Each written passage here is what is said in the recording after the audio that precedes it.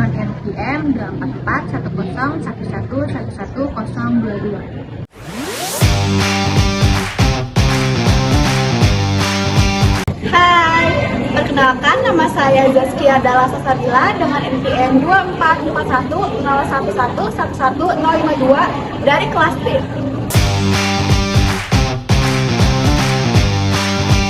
Halo semuanya, perkenalkan nama saya Amanda Dwi Pani dengan NPM 24101111117 dari kelas D.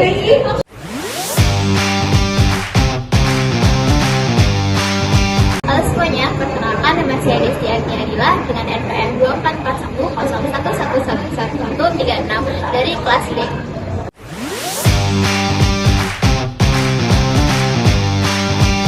Halo semuanya, perkenalkan nama saya Windy Puji Nur Ayagi dengan NPM 24410111140. Saya dari kelas D.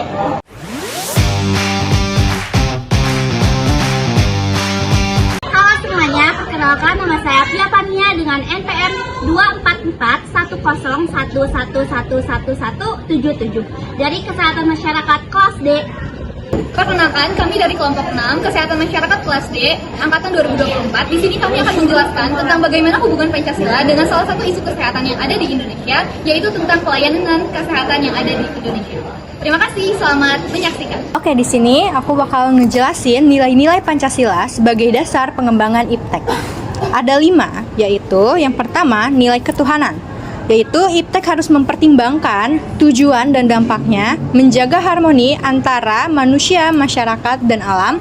Yang kedua yaitu nilai kemanusiaan, pengembangan IPTEK harus bermoral, beradab, dan bertujuan untuk meningkatkan kesejahteraan manusia. Nah, yang ketiga, nilai persatuan, yaitu IPTEK harus menumbuhkan nasionalisme dan kebanggaan bangsa di tingkat global. Selanjutnya di nomor 4 yaitu ada nilai kerakyatan, yang dimana pengembangan IPTEK bersifat demokratis, terbuka untuk kritik dan menghargai. Nah, yang terakhir yaitu nilai keadilan. IPTEK harus menjaga keseimbangan, keadilan dalam hubungan manusia dengan dirinya, Tuhan, sesama bangsa, dan lingkungan. Sekian dari aku, terima kasih. Indonesia, negeri yang kaya akan keberagaman. Dari gemerlap kota hingga pelosok desa, jutaan orang menggantungkan harapan pada satu hal yang sama, yaitu kesehatan. Namun, tidak semua orang merasakan hal yang sama.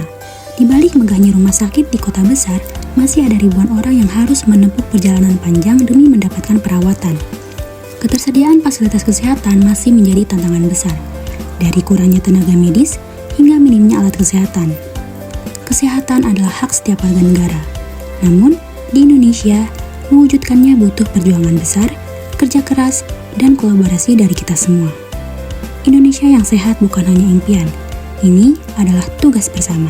Saatnya bergerak untuk pelayanan kesehatan yang lebih adil, lebih merata, dan lebih manusiawi. Kesehatan merupakan suatu hak dan hal yang menjadi kebutuhan dasar bagi setiap manusia. Semua manusia berhak mendapatkan pelayanan terkait dengan kesehatannya. Kesehatan juga merupakan hak dasar dalam pengakuan derajat kemanusiaan.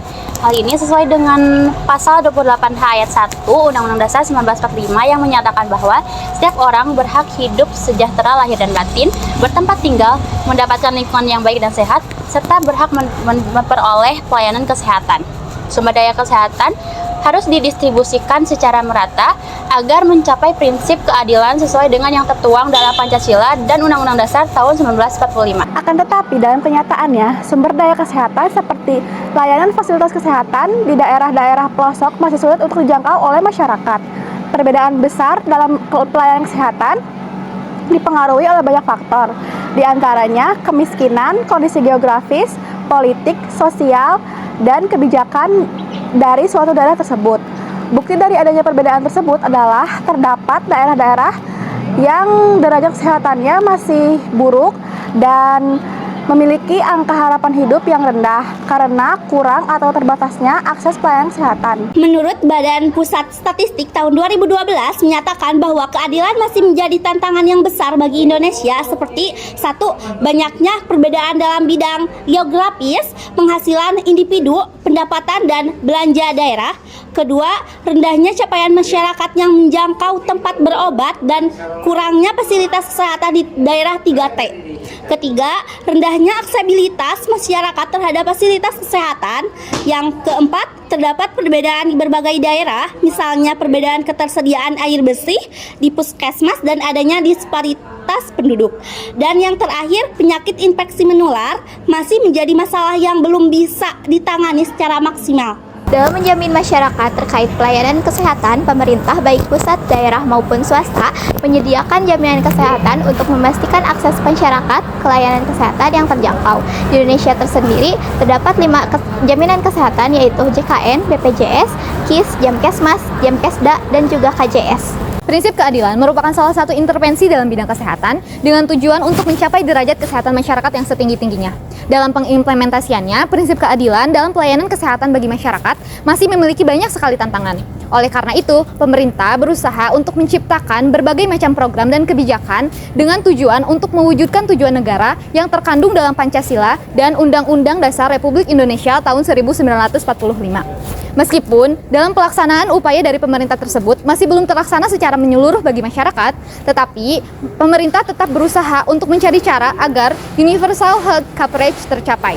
Oleh karena itu, kami berharap semoga pemerintah segera menemukan cara yang efektif untuk menyelesaikan permasalahan pelayanan kesehatan ini, sehingga pelayanan kesehatan yang berkualitas bisa diakses oleh seluruh rakyat Indonesia. Bersama kita wujudkan Indonesia yang sehat dan sejahtera. Kesan dan pesan dari kami selama mengikuti pembelajaran mata kuliah Pancasila ini yaitu kesannya Keren, mantap, seru, Mendidik, Inspiratif. dan pesannya semoga pembelajaran mata kuliah Pancasila ini bisa terus dilaksanakan dan tidak pernah berakhir. Dan semoga apa yang kami dapatkan bisa diimplementasikan dalam kehidupan sehari-hari. Terima kasih.